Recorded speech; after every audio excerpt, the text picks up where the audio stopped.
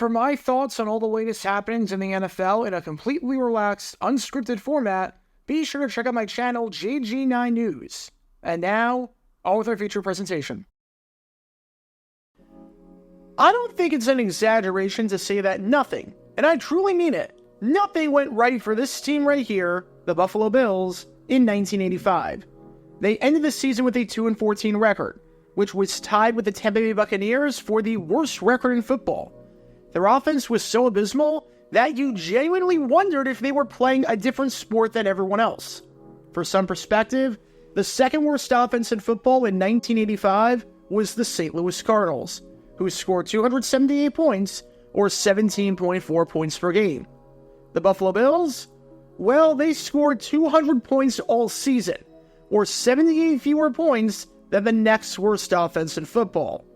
When you're averaging 12.5 points per game, oh man, you're in trouble. They had the worst point differential in football at minus 181. They still didn't have their first round pick, quarterback Jim Kelly, who was in the USFL. They both started and ended the season on a 6-game losing streak. And over the final 4 games of the season, they somehow found a way to get outscored 125-38, or an average of over 4 possessions per game. There have been a lot of bad Bills teams in their franchise's history, including just the past year in 1984, when they were also 2-14. But this might be the worst of the bunch. It was that bad. And when I say that nothing went right, it wasn't just during the regular season. It was during the preseason as well. Because remember how they had the worst offense in football?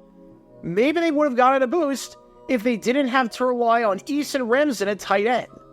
Maybe they would have gotten a boost if they had this man right here, Dan Ross, as their top target at the position. And they were awfully close to having that happen. Dan Ross, the legendary Bengals tight end, was moments away from joining the Buffalo Bills in a trade. And then, the Bengals backed out right as both parties were signing on the dotted line. It's a trade, or a failed trade for that matter, that 4 decades later deserves to be remembered because of just how badly the Bills got screwed over. Because this is the story of the time that the Bengals completely screwed the Bills over and backed out of a trade that they previously agreed on. Before I talk about the actual trade in question and how it failed, we need some context to understand just who Dan Ross was, how good he was, and why not only the Bengals were fine trading him away in the first place, but why the Bills wanted him. When you ask Bengal fans who the best tight ends in franchise history are, you're going to get quite a few names for consideration. You've got guys like Tyler Eifert, Ronnie Holman, and Bob Trumpy, and Trumpy probably gets the nod as the best. But the name that comes up a lot, and might be number 2 in the eyes of many Bengal fans, is this man right here. None other than their 2nd round pick from the 1979 NFL Draft, Dan Ross. He's best known today as the man who just went on a tear at Super Bowl 16, even despite the loss. As in that game against the San Francisco 49ers, he had a then Super Bowl record 11 receptions for 104 yards and 2 touchdowns. And yes, you could argue that Ross had one of the greatest postseasons by any tight end in NFL history during the 1981-82 playoffs, as he amassed 22 receptions for 244 yards in that stretch. But he was also a fantastic player outside of that run. During his 5 seasons with the Bengals from 1979 to 83, Ross had 263 receptions for 3,204 yards and 16 touchdowns, and he was named an AP second-team All-Pro and a Pro Bowler during that strike-shortened 1982 campaign. Ross never missed a game during that stretch, and if you look at how he stacked up when compared to other tight ends in the NFL during that 5-year stretch, there were only 3 tight ends in football who had at least 3,000 receiving yards in that time period. Their names are Kellen Winslow, the San Diego Chargers tight end who is in the Pro Football Hall of Fame and is widely considered to be one of the greatest tight ends of all time, Ozzie Newsome, the Cleveland Browns tight end who is in the Pro Football Hall of Fame and is widely considered to be one of the greatest tight ends of all time, and Dan Ross. Obviously, I'm not saying that Ross is a Hall of Famer by any stretch of the imagination, but what I am saying is that when you have a 5-year stretch and the only peers even close to you are 2 Hall of Fame tight ends, you're in pretty good company. However, after the 1983 season, much like a lot of players in the NFL, Ross would leave to join the upstart United States Football League for some money, joining the New Orleans Breakers for the 1984 season, who would then become the Portland Breakers in 1985. Much like he was in the NFL, Ross was still an exceptional tight end in the USFL, as over his 2 seasons with the Breakers, he had 106 receptions for 1,355 yards and 7 touchdowns. So his season averages there were right in line with his season averages in the NFL. He was still in his mid-20s, so he was still in the prime of his career, and was showing no signs of slowing down. However, when the Breakers failed to meet payroll at the conclusion of the 1985 season, Ross became a free agent, and was free to leave the USFL to go back to the NFL, which he did. Now, the Bengals held the rights to his contract, so he was still a Bengal if he chose to continue his professional football playing career in the United States. And seeing as he wanted to go back into the NFL upon the collapse of the USFL, it seemed as though he was going to come back with the Bengals. But in a surprising twist, based on what happened during the 1984 season, where Ross wasn't with the team and was with New Orleans in the USFL, the Bengals didn't really have a need for Ross anymore. They filled that vacancy pretty well, and didn't really need this man right here anymore. Because despite not doing much of anything for his first 4 seasons in the NFL from 1980 to 83, undrafted and former CFL tight end M.L. Harris stepped up in a big-time way. Averages 41 receptions for 487 yards over his first 4 seasons, partly because Ross took up a lot of the reps and targets at tight end. Harris was thrust into the starting tight end role for the Bengals in 1984, and the 30-year-old finished the season with 48 receptions for 759 yards and 2 touchdowns. From a receiving yardage standpoint, Harris had the 6th most receiving yards of any tight end in the NFL that year, and also placed 9th in receptions amongst all tight ends. So even though Ross was an exceptional player in his 5 seasons with the Bengals, and was still an exceptional player over his 2 seasons in the USFL, he had been taken over on the depth chart. He wasn't getting his job back. Why should the Bengals sign him to a contract where he's probably going to make a ton of money when Harris can do the job just as well, if not better, in certain aspects? And with that, the Cincinnati Bengals looked to trade Ross away, and they had just the trade partner in mind, none other than the Buffalo Bills. The Bills had a desperate need at the tight end position entering the 1985 season. Buffalo had 16 draft picks in 1985, including 8 in the first 4 rounds. They spent a grand total of 0 draft picks on the tight end position. Buffalo had 3 tight ends on their roster during the 1984 season, of which 2 of them were Mark Brammer and Buster Barnett. Combined, the 2 men, both of whom were in their late 20s, had 15 receptions for 116 yards and no touchdowns, so they weren't anything to write home about. The other one was Tony Hunter, the team's first-round pick from 1983, and he had 33 receptions for 331 yards and 2 touchdowns. However, by this point, he was no longer on the team, as Buffalo had traded him to the Los Angeles Rams in exchange for veteran quarterback and Super Bowl XIV starting quarterback Vince Ferragamo. As one writer for the Cincinnati Enquirer put it, the Bills' tight end situation is near desperate. So with Buffalo having the closest thing to nothing at tight end, they were in the market at the position. And with Cincinnati having a really good tight end in the prime of his career who they had no need for, a trade between the 2 parties made a ton of sense. Because of that, the Bengals and Bills agreed on a trade which would send a 3rd-round pick to Cincinnati in exchange for the former Pro Bowl tight end, this man right here, Dan Ross. Said Tom Toner, the agent for Dan Ross, Bills general manager Terry Bledsoe informed me he had spoken with both Paul and Mike Brown, and he felt reasonably certain they had an agreement that would work. In their opinion, they don't want Danny back. Their decision was that the void Danny created by his departure was taken care of by M.L. Harris.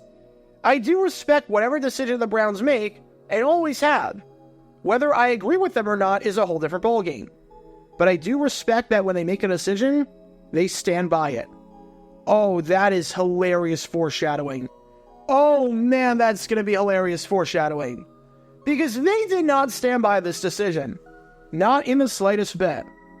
The teams agreed on the trade terms. Ross took his physical with Buffalo, which he passed quite easily.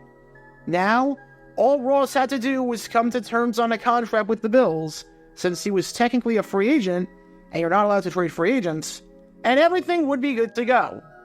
Even though nothing official had been announced yet, it was the worst kept secret in football that the two sides were going to complete this trade. It's like the Aaron Rodgers situation with the New York Jets, where we knew for weeks beforehand that the Green Bay Packers were trading him there. And even though nothing was announced for a while, eventually the deal got done. And in case the reports about Ross progressing with Buffalo weren't enough, Bengals assistant general manager Mike Brown confirmed himself that this was going to happen, and that Ross would not be playing for the Bengals. Said Brown, "We have ML Harris, who has played pretty well for us as a starter. Behind him, we have 3 other guys. We don't really have a spot for a tight end who isn't good on special teams. At his age, Dan might be past that. Dan is a good player, I don't mean to undersell him, but he doesn't fit here today as well as he did 2 years ago." However, right as Ross was about to sign on the dotted line and become a Bill, thereby completing the trade and giving the Bengals a 3rd-round pick, something happened that threw a wrench in the plan. The man who made the man you've been watching this whole time, Dan Ross, expendable in the first place, ML Harris, he had to get arthroscopic surgery for a torn ligament in his wrist for something that was, according to some reports, the size of a dime. This injury was projected to keep Harris out for 6 to 8 weeks. And now, with the Bengals needing a tight end after all, the Bengals decided to back out of the trade, keeping Ross for themselves. Said Mike Brown, "We never made any announcement that we are considering a trade. That was something attributed to Ross's agent. We have not made a trade, and we have not made a trade contingent on anything." Which is funny, because the Bills didn't seem to think so, and most people with a brain didn't seem to think so. I mean, Ross himself was in Buffalo to take a physical and sign a contract. The Bengals themselves flat out admitted that something was happening with Ross, because there was no place for him on the team. And the Bills said that they had a trade done, saying that they not only had a gentleman's agreement that this was happening, but with General Manager Terry Bledsoe saying that the framework for the deal was done. Said Bledsoe on this, "Dan Ross is not coming. The reason is the trade with Cincinnati couldn't be completed under league rules, which prohibit the trading of a free agent. So we're back in the marketplace." And all reports indicated that the deal was done, with the specifics of the deal being agreed upon. But nope. The Bengals backed out and said, "We never officially agreed on anything. Tough luck." And with that, the Bills got completely screwed over. Completely and utterly screwed over. Now, as for what happened after the saga between these two teams behind me right here ended, Dan Ross would play for the Cincinnati Bengals for the first 6 games of the 1985 season.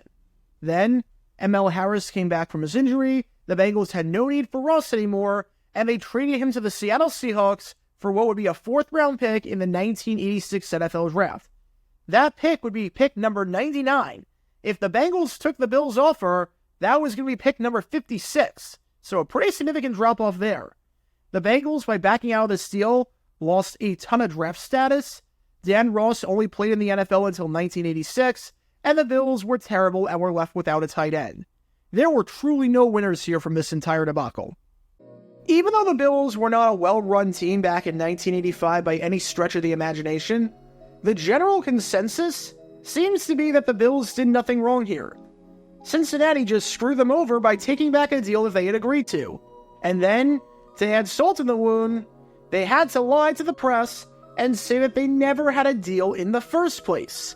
Even despite the player himself taking a physical with said team, and despite the other team explicitly saying that they had a deal in place. There wasn't anything the league could do about it. It's not like what Cincinnati did was illegal, but it was awfully scummy nonetheless. But this aborted trade left Buffalo without a tight end, when they were in reliance of getting that tight end from the Bengals. I'm not saying the Bills would do well in 1985 if they had this man right here, but maybe their offense would have averaged a bit more than 12 points per game. Because remember Dan Ross's agents saying that whenever the Bengals make a decision, they stand by it? So much for that. Get your official Jaguar Gear 9 merchandise by going to jj9shop.com, and be sure to like and subscribe, as it really helps the channel out a lot. Join me every Wednesday night where we'll play NFL Trivia for cash prizes at 9 p.m. Eastern over on Twitch. To learn more about the history of college football, subscribe to Jaguar Gator 8. To learn more about the history of Major League Baseball, subscribe to Jaguar Gator 7. Also, special thanks to all of our Patreon supporters for helping out the channel. Your support is greatly appreciated. See how you can become a patron and request future video topics in the description below.